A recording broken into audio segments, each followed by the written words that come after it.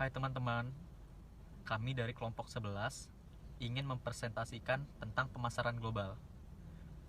Perkenalkan, nama saya Ken Garcia Mahendra dengan NPM 1911011078.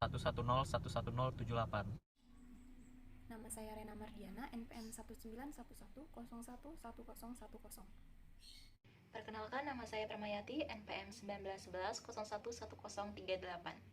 Perkenalkan, nama saya Putri Rahayuningsi, NPM 191101101012. Saya Luciana Permaini, NPM 1911011060. Pertama-tama saya akan menjelaskan mengenai pengertian pemasaran global.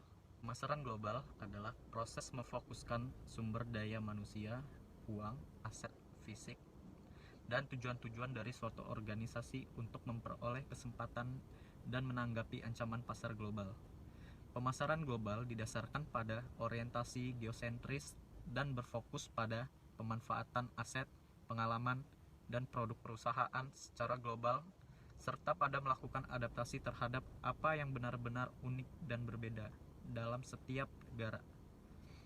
Konsep ini mengakui budaya universal dan perbedaan pasar yang unik.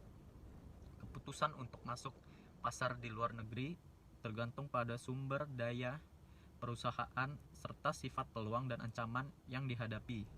Misalnya, Coca-Cola dan IBM berkecimpung di lebih dari 100 negara karena mereka telah memulai ekspansi internasionalnya lebih dari 50 tahun yang lalu, dan juga memiliki sumber daya untuk berkembang yang bisa dimanfaatkan bila ada peluang.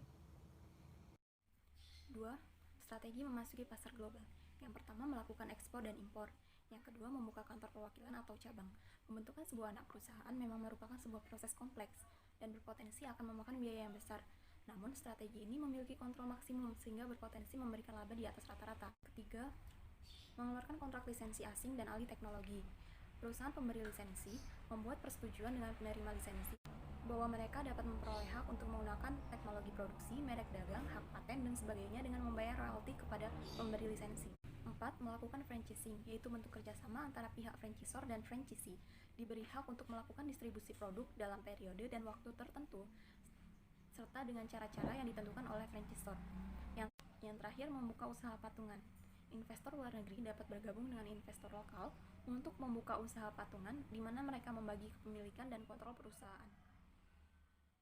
3. Isu-isu dalam pemasaran global.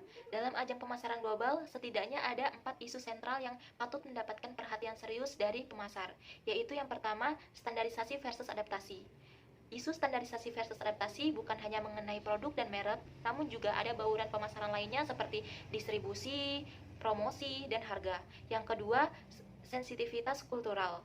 Perbedaan budaya merupakan faktor yang paling signifikan yang dihadapi perusahaan multinasional. Yang ketiga, nasionalisme.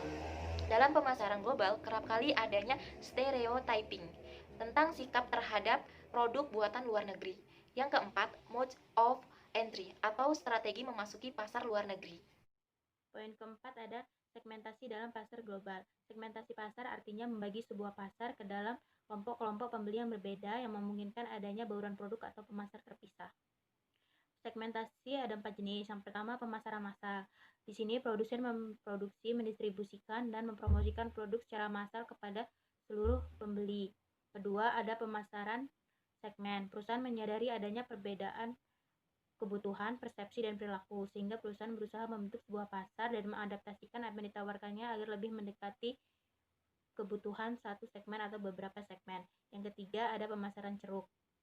Ceruk didefinisikan sebagai yang lebih sempit, biasanya diidentifikasi dengan memilah suatu segmen lalu membaginya ke dalam subsegmen.